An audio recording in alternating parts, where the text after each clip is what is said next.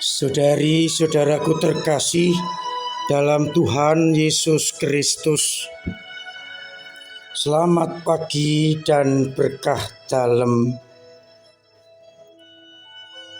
Kita berjumpa kembali dalam renungan harian kita, Kamis 13 Juli 2023. Bahan permenungan masih kita dasarkan pada bacaan Ekaristi hari ini. Dari kitab Kejadian bab 44 akan kita dengarkan bersama bagaimana akhirnya Yusuf mengakui dirinya di hadapan saudara-saudaranya bahwa ia adalah Yusuf yang mereka jual ke Mesir.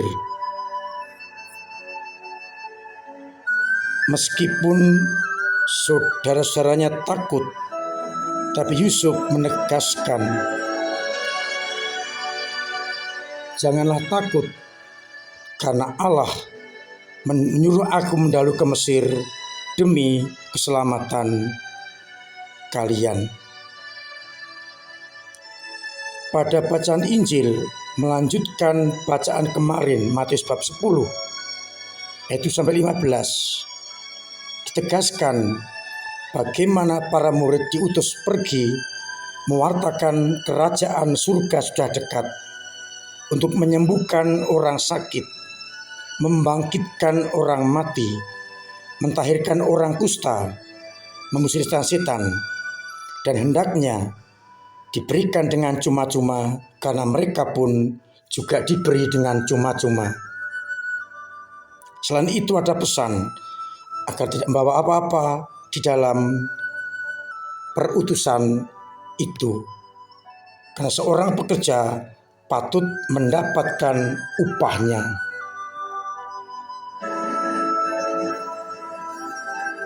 Dan mereka diminta, apabila ada orang yang layak menerima berkat, maka mereka diminta tinggal untuk makan bersama dan mewartakan di situ. Tapi bila tidak diterima, hendaknya debu dalam kaki dikebaskan sebagai tanda peringatan bagi orang-orang yang tidak mau menerima perutusan para murid. Saudari-saudaraku terkasih dalam Kristus, dua hal yang ingin saya sampaikan untuk menjadi permenungan kita hari ini. Yusuf akhirnya menyadarkan kepada para murid bahwa Allah memakai berbagai macam cara untuk menyelamatkan bangsanya. Ia yang ketika dijual ke Mesir secara manusiawi ini pasti kejahatan. Tetapi di balik itu Yusuf menegaskan, "Aku diutus mendahului kalian ke Mesir untuk menjamin kelangsungan hidup." Sehingga dengan cara itu Israel atau Yakub dan keluarganya tetap terpelihara, karena sudah dipersiapkan Allah dengan penjualan Yusuf ke Mesir. Yusuf memaknai peristiwa yang tidak mengenakan dengan peristiwa yang sungguh menyentuh. Karya Allah dengan berbagai macam cara akan terlaksana. Oleh karena itu, kita juga diminta melihat hal-hal yang mungkin menyesakkan, tidak mengenakan. Kita lihat dalam kerangka Allah berkarya. Dengan penjualan Yusuf ke Mesir, maka terpeliharalah umat Israel, keluarga Yakub, dan nanti menjadi bangsa yang besar. Sudahkah kita melihat karya-karya Allah dalam setiap peristiwa yang kita alami, termasuk peristiwa-peristiwa yang mungkin menyesakkan, menjengkelkan, atau peristiwa-peristiwa yang bisa jadi membuat kita kecewa. Saudari-saudaraku terkasih dalam Kristus, dari bacaan Injil kita melihat bagaimana Allah mengutus para murid dengan beberapa catatan. Yang pertama, mereka diminta untuk menghadirkan kerajaan Allah, untuk menyembuhkan orang sakit, membangkitkan orang mati, dan seterusnya. Pendek kata, kabar sukacita harus diwartakan. Tetapi yang lebih utama adalah dalam kerangka menghadirkan kerajaan Allah dan yang sudah dekat ditanggapi. Apabila ditanggapi, maka kabar sukacita, kegembiraan akan didapatkan, di mana orang-orang sakit sembuh, orang-orang mati bangkit, orang-orang yang kusta tahir, dan orang dibebaskan dari berbagai macam cengkeraman setan. Murid-murid juga diminta untuk murah hati, karena mereka juga menerima dengan cuma-cuma, bukan karena kebaikan, kehebatan mereka, semata-mata karena diberi oleh Allah dengan cuma-cuma. Untuk itu, para murid diminta mengandalkan Yesus sebagai pengutus utama.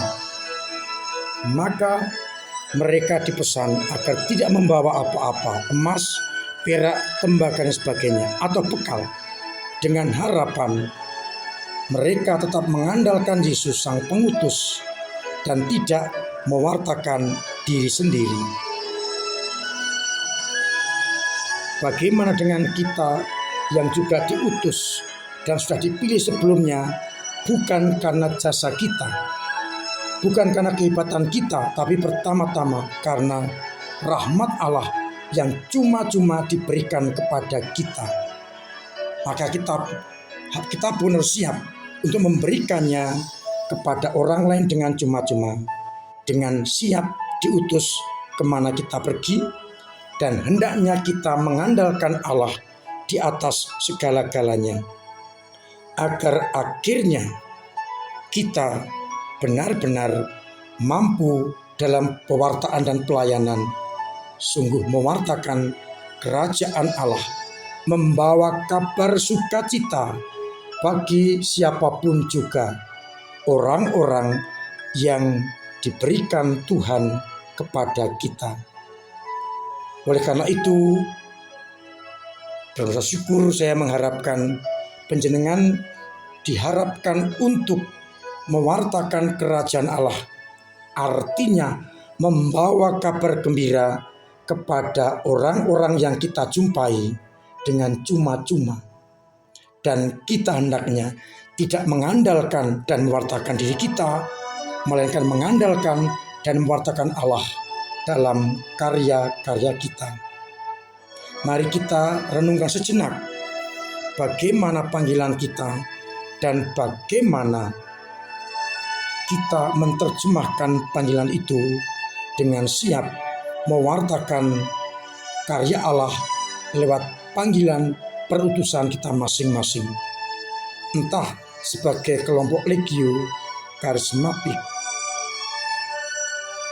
humas, tim liturgi, tim ini dan sebagainya, yang intinya mewartakan kabar gembira yang dibawa Kristus lewat gereja. Semoga akhirnya kita pun mampu seperti para murid menjadi pelayan-pelayan setia dari Tuhan kita Yesus Kristus. Sekali lagi, Dua hal saya ingin sampaikan. Pertama, kita memaknai semua peristiwa yang kita alami. Di balik itu Tuhan mau apa? Seperti Yusuf yang dijual ke Mesir. Yang kedua, kita siap untuk mewartakan kabar sukacita dimanapun kita diutus, dimanapun kita ditempatkan. Kita berikan dengan cuma-cuma dan kita sadari Yesuslah yang harus kita wartakan. Tuhan memberkati kita sekalian. Amin. Marilah kita berdoa. Bapa yang penuh kasih, kadang kami tidak melihat karya-Mu di dalam keseharian hidup kami. Namun kami Kau ingatkan pada pagi ini, lewat berbagai macam cara, Engkau akan terus membantu kami. Maka buatlah kami untuk selalu hidup sesuai dengan kehendak-Mu, melaksanakan pelayanan kami dengan cuma-cuma, sehingga kabar sukacita dan kerajaan-Mu diterima oleh banyak orang. Doronglah umat-Mu untuk terus mewartakan Injil kerajaan-Mu dan menyadari kebaikan-Mu dan berbagai peristiwa yang dialami, agar mereka terus semangat dan imannya bertumbuh dan mendalam. Berkati umat-Mu yang sakit dengan kesembuhan, sehingga mereka boleh beraktivitas sedia kala. Biarlah mereka yang punya beban Engkau ringankan, yang punya kesulitan Engkau urai, yang melakukan tugas-tugas Engkau mudahkan dan hasilnya baik, dan yang kesulitan ekonomi Engkau bantu sesamanya. Untuk itu sertai, bimbing, dan berkati kami, Bapa dan Putra dan Roh Kudus. Amin. Saudari-saudaraku terkasih, saya tetap mengingatkan agar kita tetap menjaga diri dengan terus mematuhi protokol kesehatan. Sekalipun sudah dicabut status pandemi jadi endemi, saya mengajak kita semua tetap pakai masker, cuci tangan pakai sabun, jauhi kerumunan, dosis kedua, dan pola hidup sehat. Agar kita sendiri sehat, orang lain juga sehat karena kita sehat. Sehingga betul-betul kita mendapatkan kasih karunia Allah dengan tindakan-tindakan kita.